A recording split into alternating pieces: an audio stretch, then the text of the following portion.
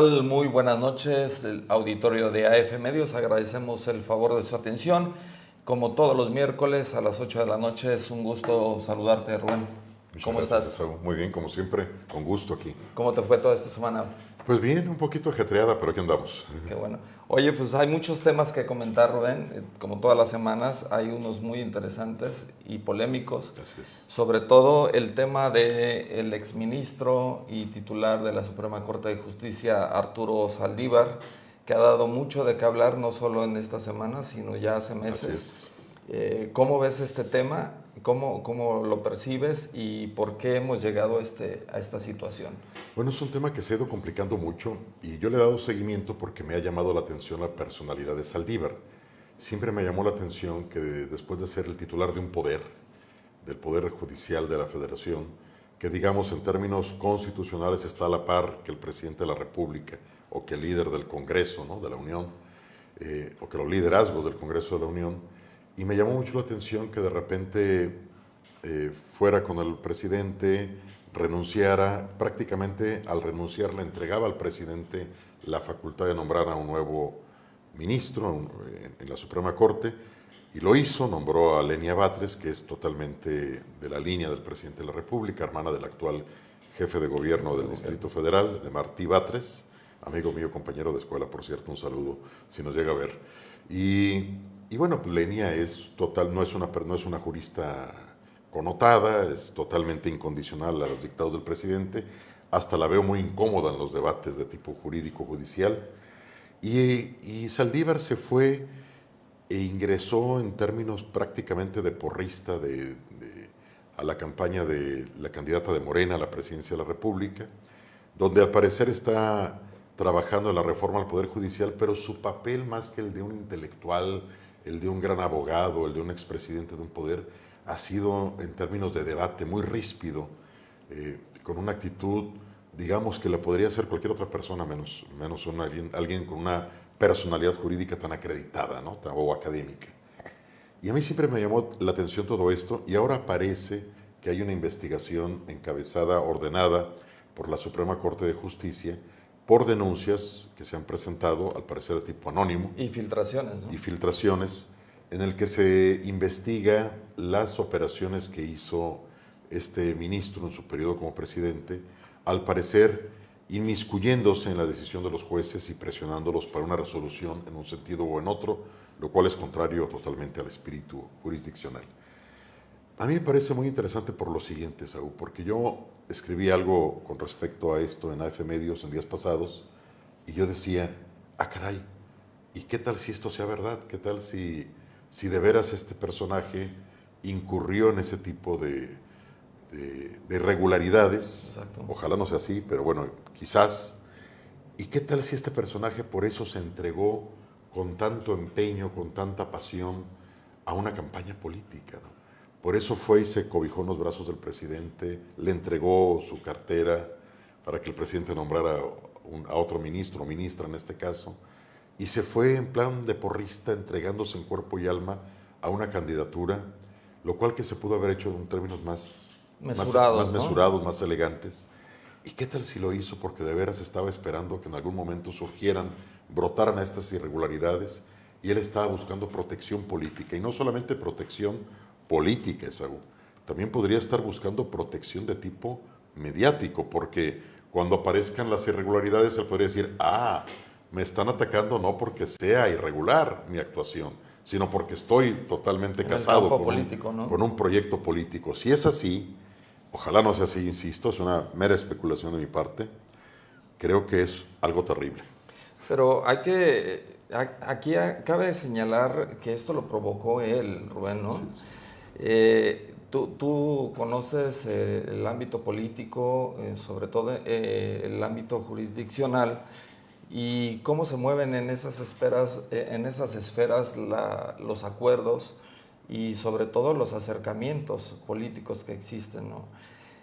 Desde el momento en que Saldívar renuncia a ser magistrado en la Suprema Corte de Justicia, ya no era presidente de la Suprema Corte, a las horas aparece dando una conferencia y señalando que se iba a la campaña o formaría parte del equipo de la campaña de Claudia Sheinbaum. En ese momento las especulaciones brotaron inmediatamente, lo pusieron en la palestra él, lo pusieron con las luces para poder tratar de entender por qué pasaba esto. Tú sabes que para llegar a un acuerdo de esos e irte a una campaña máxima que es presidencia de la República, el acuerdo o el acercamiento o la simpatía no es 2 horas después de que renunciaste a un cargo, ¿no? Todo mundo sabemos que la cercanía a un equipo de ese nivel y de primer nivel y un círculo rojo de un candidato presidencial tiene que venir de mucho atrás. Y ahí empezaron las especulaciones, ahí empezaron a buscar los argumentos que no cuadraban en el discurso de Arturo Saldívar. Empezó a aparecer demasiado en los medios de comunicación, prácticamente se convirtió en un vocero de la campaña de Claudia Sheinbaum, y era obvio que iba a recibir señalamientos y también cuestionamientos a su reciente actividad como magistrado y de haber estado en la presidencia de la Suprema Corte de Justicia. Él se molesta demasiado, se nota molesto ahora cuando están saliendo a la luz estas filtraciones, esta supuesta red de corrupción donde él, según los señalamientos, forzaba a los magistrados para que tomaran ciertas, magistrados y jueces para que tomaran determinadas resoluciones. Los que le hacían caso ascendían inmediatamente en posiciones en términos de magistratura, y estos señalamientos empezaron a crecer. Él se molesta demasiado, no soporta la presión y se vuelca en contra de Norma Piña, la actual titular o presidenta de la Suprema Corte de Justicia. Y si quieres vamos a ver lo que dice Arturo Saldívar sobre lo que pretende hacer en materia legal contra de la presidenta de la Suprema Corte de Justicia. Este cúmulo de irregularidades, la intervención indebida de Norma Piña en el proceso electoral, el uso faccioso de la Corte y del Poder Judicial de la Federación, nos obliga a presentar una denuncia de inicio de juicio político en contra de la ministra presidenta de la Suprema Corte de Justicia de la Nación, con fundamento en el artículo 7, fracciones primera y tercera de la Ley Federal de Responsabilidad de los Servidores Públicos, por realizar actos que redundan en un ataque a las instituciones democráticas, como lo es la autonomía del Tribunal Electoral del Poder Judicial de la Federación, su organización y la determinación de su presidencia, así como por violaciones a derechos humanos e injerencia en los procesos electorales por la dolosa filtración del auto admisorio. La ministra Piña ha incurrido en responsabilidades que pudieran dar lugar a delitos, en responsabilidades electorales, en responsabilidades administrativas y también en responsabilidad política. Es indigno usar a la Corte para pretender obtener beneficios de una candidata de la derecha conservadora y para tratar de detener la reforma judicial que estamos empujando.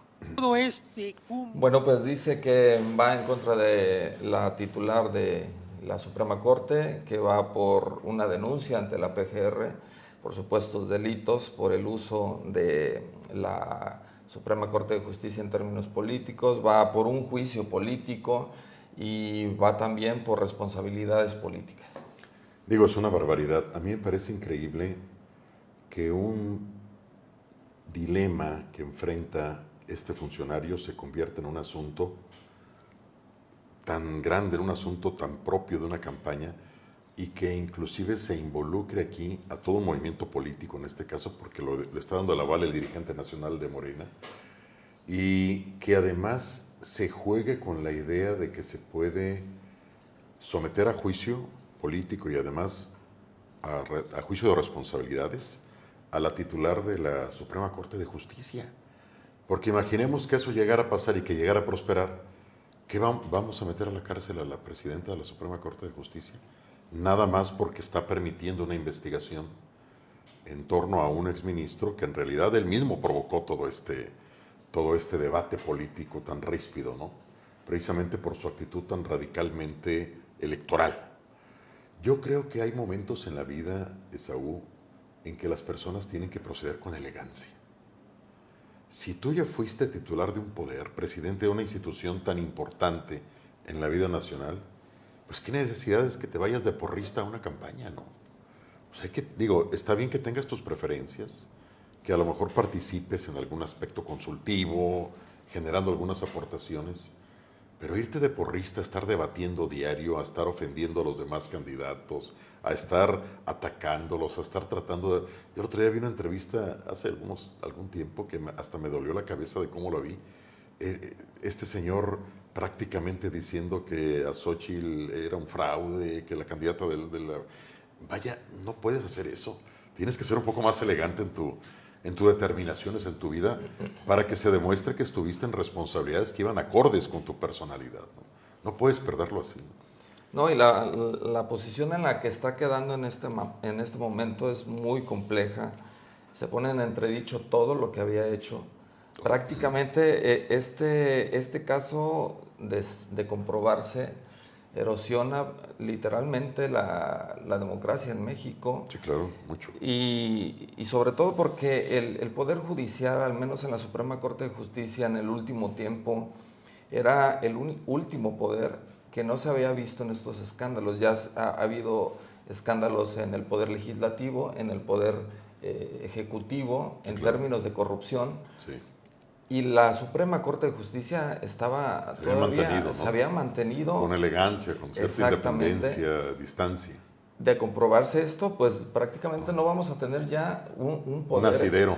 Un poder en México que no esté involucrado o que no esté señalado por corrupción. Pero además, tú recordarás, Rubén, lo que pasó después de que él renuncia a la Suprema Corte, que ya empieza a formar parte de los discursos del partido oficialista, de la candidata oficialista.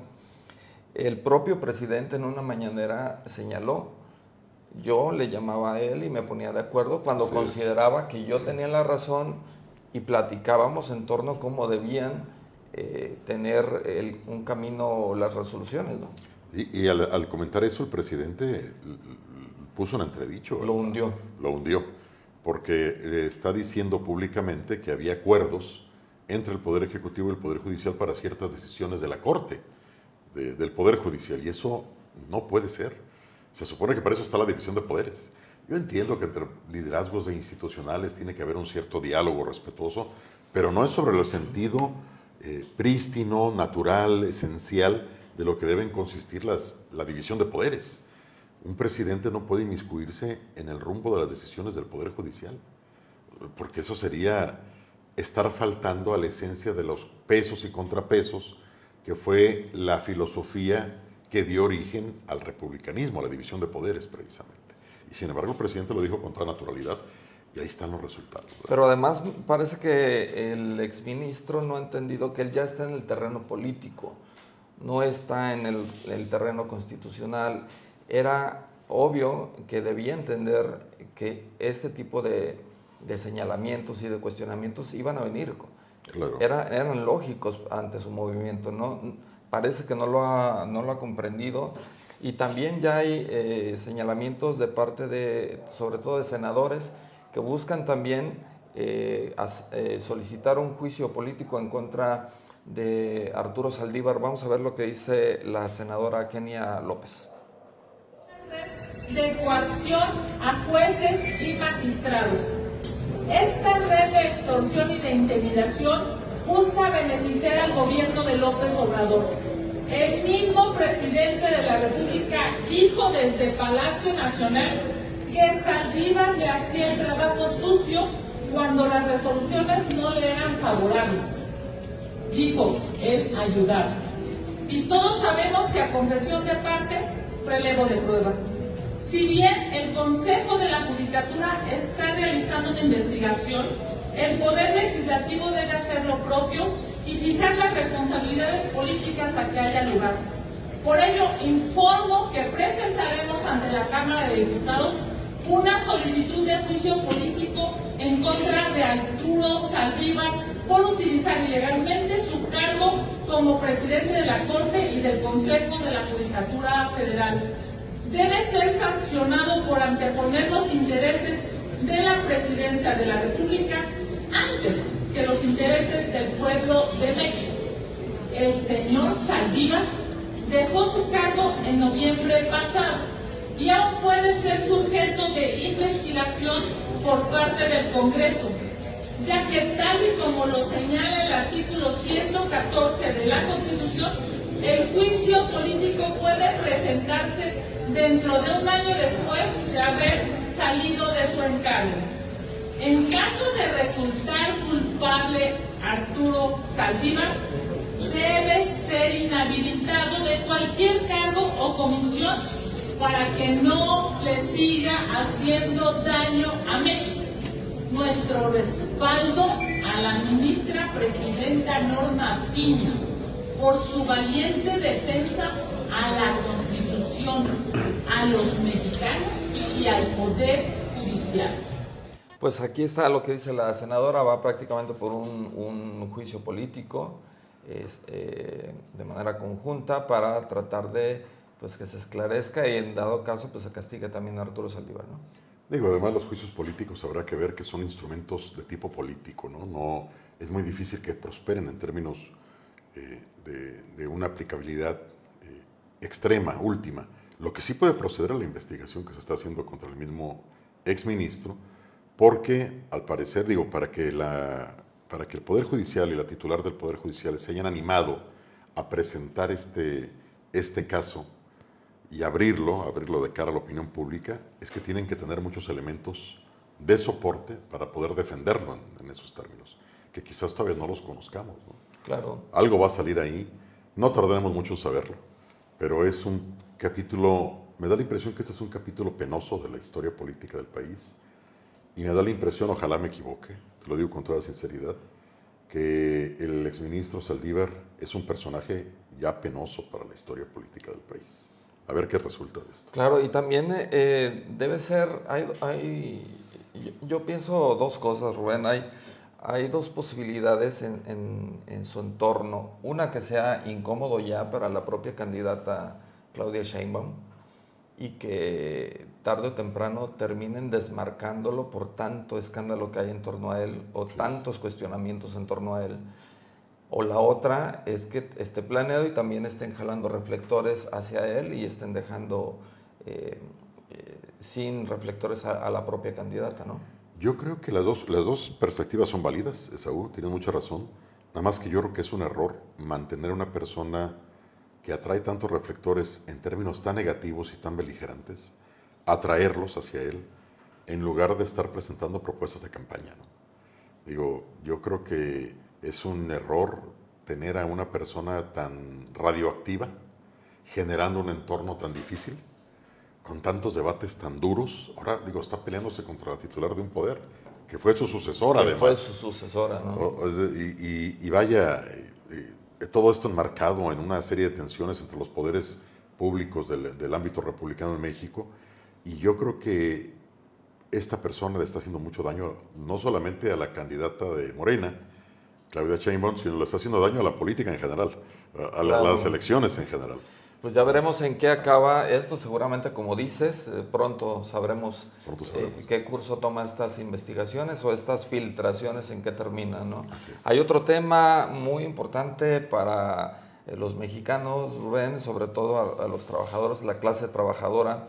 Esta reforma de pensiones que está proponiendo el presidente es crear un fondo de pensiones del bienestar con el propósito de completar el ingreso de los pensionados del régimen del 97, que actualmente reciben una pensión del 60% de su salario. Y de aprobarse esta ley, pues esta reforma será operada por el Banco de México. Se pretende, si quieres vamos a ver lo que dice el presidente con relación a esta reforma. Nos encontramos que las AFORES tienen dinero, manejan dinero de quienes no han cobrado sus pensiones. Y ellos administran esos fondos, aun cuando ya por ley deberían de entregar esos fondos al Seguro Social, y no entregan los fondos. Entonces, lo que se está ahora discutiendo y queremos que se apruebe es que las AFORES entreguen esos fondos para compensar a los trabajadores que se van a jubilar y que deben de recibir el 100% de su salario. Pero como hablamos de cerca de 40,000 millones de pesos, pues se resisten. Pues esta reforma busca, dice el presidente, darles el 100% de su salario en su retiro. Es loable la medida en el espíritu como tal. Sin embargo, pues uno de los talones de Aquiles de este gobierno ha sido el manejo del dinero, ¿no? Así es, bastante. Hay serios cuestionamientos en torno a esa gran capacidad para dilapidar recursos públicos que se ha ejercido en este gobierno. Como tú bien dices, es uno de los talones de Aquiles, uno de los aspectos más cuestionables. Antes el gobierno se manejaba con muchos criterios de ahorro y ahora, al parecer, ya se acabó todo el dinero que había de ahorro. Y eso se ha acabado en proyectos que no han probado todavía que sean estratégicos. Por ejemplo, el Tren Maya, bueno, con tantos problemas que está enfrentando, cuestionamientos, y no se ha logrado comprobar que sea un bien estratégico, ¿no? Que sea una inversión estratégica. Más bien parece un proyecto personal del que el presidente está convencido que va a salir bien, y bueno, es muy respetable, pero muy cuestionable también de otros puntos de vista. Dos Bocas, la refinería de Dos Bocas, que todavía hasta la fecha sigue sin generar una producción interesante vaya, no se ha generado un incremento en la producción de barriles en México. Exacto. Se adquirió Mexicana de Aviación, que yo no sé para qué se hizo eso, a un costo bastante alto también. Vaya, estamos volviendo a la época en la que el Estado acumulaba propiedades hasta producía televisiones, y eso ya se comprobó que no funciona, que es un gran tiradero de dinero y que se alimenta un monstruo insaciable, ¿no? Que es el monstruo del despilfarro. Sí, pero fíjate, estás dando en el clavo. Rubén, si quieres vamos a ver unas gráficas que tenemos sobre esta reforma. Mira, el gobierno señala que este fondo de pensiones del bienestar se sostendrá en un 70% de la incautación de bienes del instituto para devolverle al pueblo lo robado, el 25% del Tren Maya, del tren del Istmo de Tehuantepec y de Mexicana de Aviación, utilidades paraestatales, y el 5% de financiera rural y del dinero no reclamado de las AFORES. Se está hablando de un fondo de 40,000 millones de pesos. Nada más que todavía está en el aire ese fondo. Está en el aire, exactamente. Porque en realidad los 40,000 millones que sí hay posibilidad de tomarlos sería de las AFORES que están aparentemente inactivas. Exactamente. Nada más que para eso se están metiendo en una actitud muy delicada, en una posición muy delicada, porque tú no puedes ser afectado en tus bienes y posesiones, de acuerdo con la Constitución, sino por mandato expreso de orden judicial, ¿no? O sea, bueno, entonces, si tú tienes cierto número de años, 70 años, y tienes una AFORE ahí que tienes 3 años sin mover, es una AFORE inactiva. Digo, yo tengo una AFORE y la tengo inactiva desde hace más de 3 años, muchos más años que no le he metido dinero ahí. Claro. Entonces, para efectos prácticos podría considerarse inactiva. Y alguien la podría, digo, de acuerdo con el espíritu de esta iniciativa, pues podrían reclamar ese dinero, llevárselo y meterlo en un fondo distinto. Y eso no se puede porque es una propiedad tuya. Claro. Entonces, tendría que haber un mandato judicial que determinara por qué te lo van a quitar. No se puede incautar así los bienes de alguien. Si no, al rato, bueno, digo, haciendo muy extensa la metáfora, muy elástica, yo podría decir, ay, tengo una casa que no uso ahí, que tengo 20 años sin usar, que me la heredaron, pero no me gusta y la dejé y tampoco la quiero rentar. Pues alguien podría decir, oye, pues hay que incautarla porque está en manos muertas, ¿no? Exacto. Tenemos que usarla. Eso no puede ser. Ahí me da la impresión que se está buscando dinero de donde no lo hay para financiar este proyecto que, como tú dices, tiene un fin loable, pero también tiene un fin loable que está presentándose en temporada electoral. ¿Por qué no se presentó antes, verdad? Cuando se presenta en temporada electoral, pues hace sospechar que se está queriendo incidir de alguna forma en el resultado electoral, precisamente tratando de congraciarse con esos mexicanos que están en una situación en la que no reciben un 100% de su ingreso, sino un 60%. No, pero además hay algunos analistas que señalan, a ver, quieren que haya pensiones de 16,000 pesos.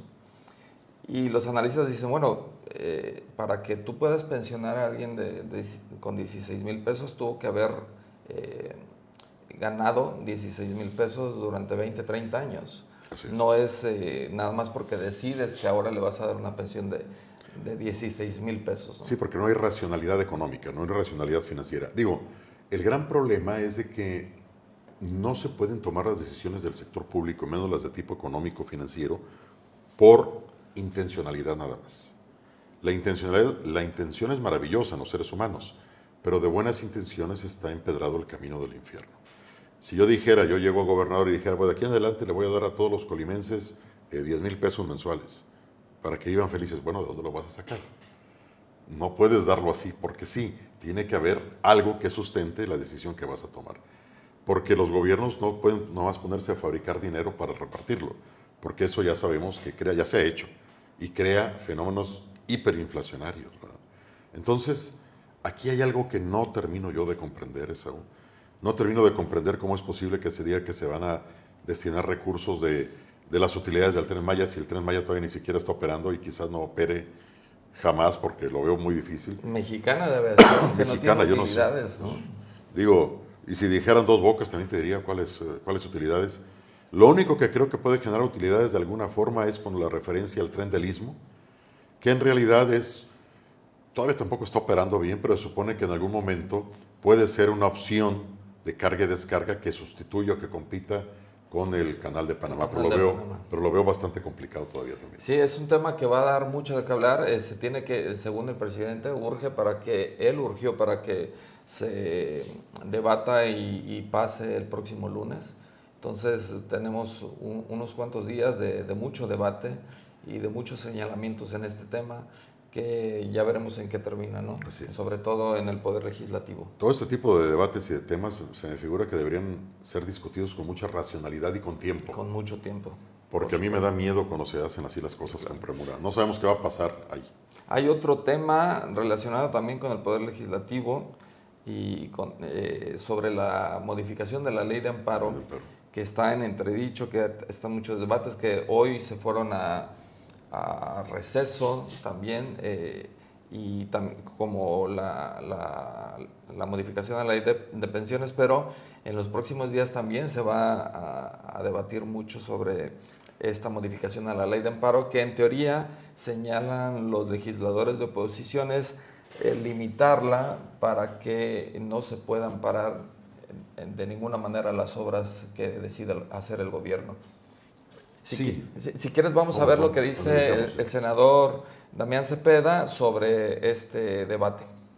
De amparo, dos cosas quieren hacer. Hablan de una, como si todo el debate fuera una, pero son dos manzanas envenenadas, igual de peligrosas las dos.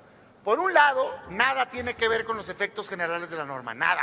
Lo que quieren es que nadie pueda parar al gobierno cuando hace una obra. Así, tal cual. Hoy hay un artículo que dice, fíjense lo que dice el artículo, dice, no se puede suspender un acto de un gobierno en estos casos. Y pone los casos. Y aquí van a escuchar, no, es que el narcotráfico, no, que los vicios, quítenlas esas, quítenlas. Nadie está alegando eso. Lo único que quieren es la última fracción. La última fracción dice que cuando el Estado use o aproveche bienes de su dominio, no lo vas a poder parar. Esto es, imagínense a ver si les suena conocido, el gobierno haciendo una obra que daña el medio ambiente, no lo vas a poder parar. No lo vas a poder parar. Por eso existe la suspensión, para que no se consuma el acto. Si no permites que se pueda suspender con el amparo, ya no sirve el amparo, porque va a pasar el tren y va a destruir los recursos naturales. Van a construir la refinería y va a contaminar. Imagínense algo que está contaminando un río, que ese río lleva el agua a la presa, que va a tomar la gente. Si no lo puedes parar porque se está violando un derecho, entonces va a seguir la contaminación, pues. Ese es el tema. Y ese es lo primero que quieren hacer, la primera manzana envenenada, que no puedas parar las obras del gobierno. De eso no dicen nada. Haz de cuenta que no vinieron la reforma. Solo alegan lo de los actos de inconstitucionalidad, normas generales. Perdón, pero está igual de grave el otro asunto. Pues no igual, pero casi. No van a poder parar nada del gobierno. No sirve entonces el amparo. Así.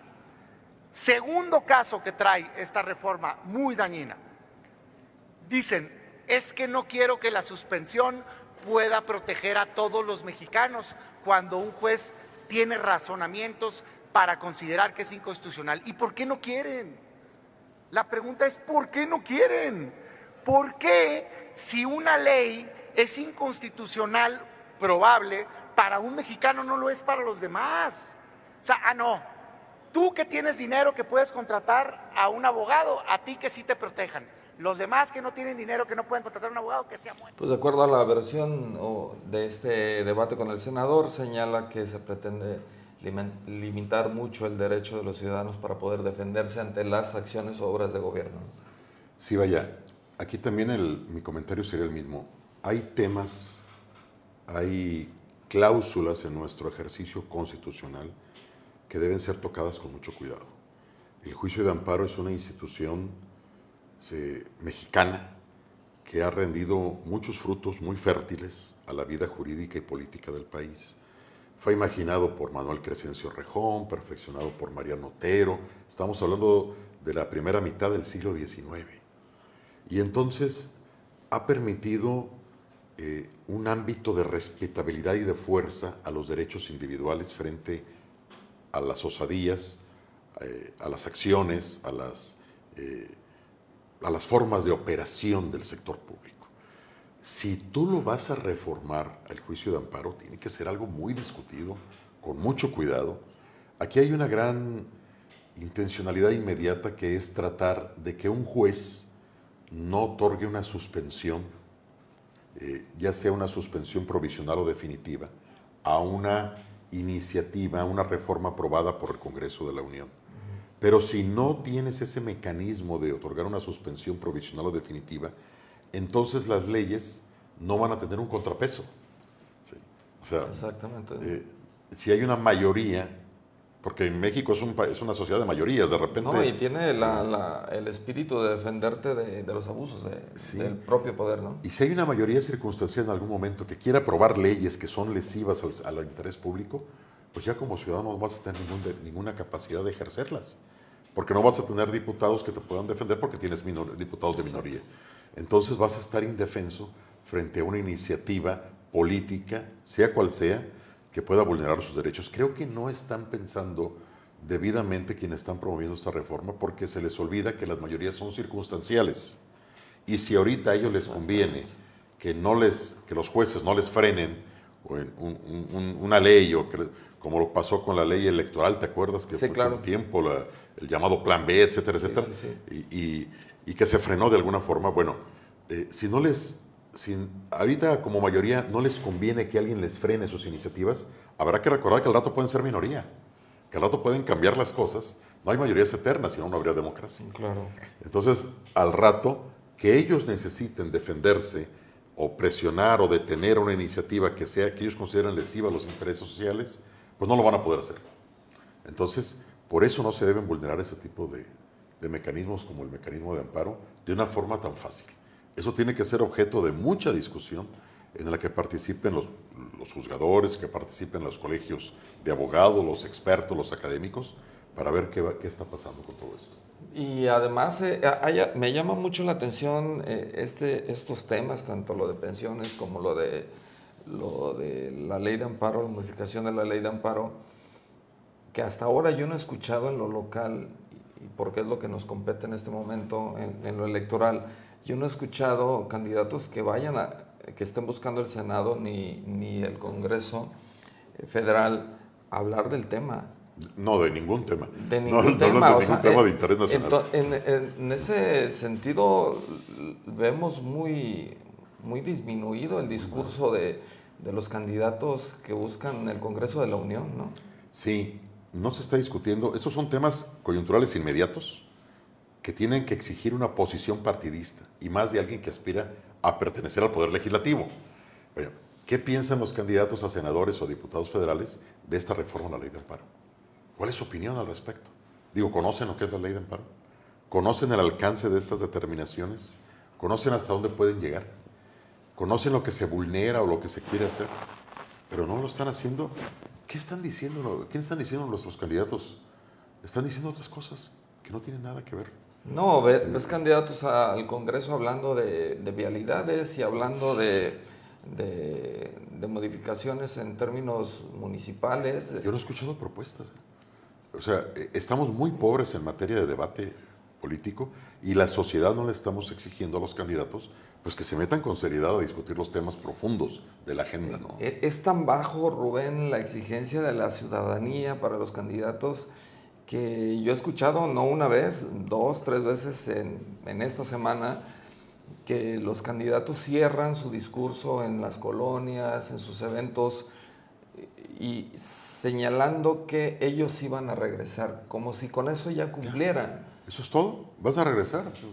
Yo te pido tu voto porque yo sí voy a regresar. Ah, caray, o sea, ese es el gran el compromiso que puedes hacer como candidato. Regresas, haces una pozolada, invitas a la gente y ya regresaste. Y ya, esa fue tu labor legislativa importante. Y mientras allá en el Senado o en el Congreso puedes votar por intereses lesivos a la propia sociedad, por proyectos que lesionan los derechos fundamentales de la sociedad, y nadie te lo va a reclamar porque ya veniste, comiste un pozole y regresaste al barrio, no a la colonia, ¿no? Es realmente terrible que estemos llegando a ese nivel de debate tan bajo, tan pobre, ¿no? Bailan, cantan, prometen que van a regresar y ¿hasta cuándo la población va a exigirles lo que realmente debe ser a un candidato, a un posible integrante del poder, ¿no? De algún poder. Y vaya, ya deberíamos tener bastante experiencia con eso, porque ya hemos elegido desde hace mucho tiempo a legisladores. Bailan de un color, luego bailan de otro color, luego bailan de otro color y dicen, bueno, yo sí regresé. Bueno, regresar... ¿Qué es eso, no? O sea, si vamos a estar regresando para atender microgestiones, para regalar pozole, para ponerse a bailar con la gente, pues eso no es una de alta calidad. Digo, hay que hacerlo, qué bueno que lo hagan, ¿verdad? Pero eso no agota las responsabilidades representativas que asume un candidato. No es lo sustantivo, ¿no? No es lo sustantivo, claro. Y vaya, si me apuras, incluso lo sustantivo ni siquiera regresar. Los sustantivos que hagan bien su trabajo en las instancias que corresponde. Y eso solamente se logra presentando una propuesta. Yo me debato ahorita, no sé de veras, Esaú, por quién voy a votar. Ya ando con dolor de cabeza, porque no he escuchado eso, propuestas. Propuestas de calidad que me digan, ah, caray, esta persona tiene una idea, o esta candidata o este candidato tiene una idea clara de lo que está presentando. Y así lo veo en todos, diputados locales, presidentes municipales. Vaya. No, y también hay un sector de políticos juniors, ¿no? Que ni siquiera salen a campaña, ¿no? Porque dan por hecho que van a ganar, ¿no? Dan por hecho que van a ganar. Yo he estado esperando, por ejemplo, que las candidatas o candidatos a las presidencias municipales presenten una propuesta de seguridad pública. La seguridad pública está realmente terrible en Colima. Y no, parece que están en un país donde está, en una ciudad o en un municipio o en un estado donde no pasa absolutamente nada, donde la gente que se muere es por atropellamiento nada más, o sea, o por algo así, o por vejez, enfermedad, ¿no? O por enfermedad, o por vejez. Y no se está muriendo gente diario. Hoy tuvimos hechos mortales, ¿no? Mortales, lamentables. Y yo no veo una propuesta mínima de reconocimiento. A ver, yo no hice bien las cosas en seguridad pública, quiero hacerlas de nuevo con este proyecto. Ah, vaya, diría, algo, ¿no? O bueno, yo apenas soy candidato ahorita, pero yo estoy preocupado y quiero presentar un proyecto de seguridad pública que cumpla estas características. Algo que yo me sienta que algo se está ventilando ya en la materia. El otro día estaba leyendo unas cifras, Esaú. El Salvador, que fue un país devastado por la violencia hasta que llegó Bukele y puso orden ahí, sacrificando la libertad a cambio de seguridad, lo cual es uno de los dilemas terribles que están vulnerando o vulnerarán a futuro la democracia en América Latina, pero por lo pronto dio resultados. Y estaba leyendo, y las cifras por cada 100,000 habitantes que tenía El Salvador, que los analistas decían que era como jugar ruleta rusa saliéndose a la calle, las tenemos más altas en Colima ahorita, en el estado. Claro. Mucho más Sí, altas, sí, ese por seguro. supuesto. Mucho más altas que El Salvador en plena Mara Salvatrucha antes de Bukele.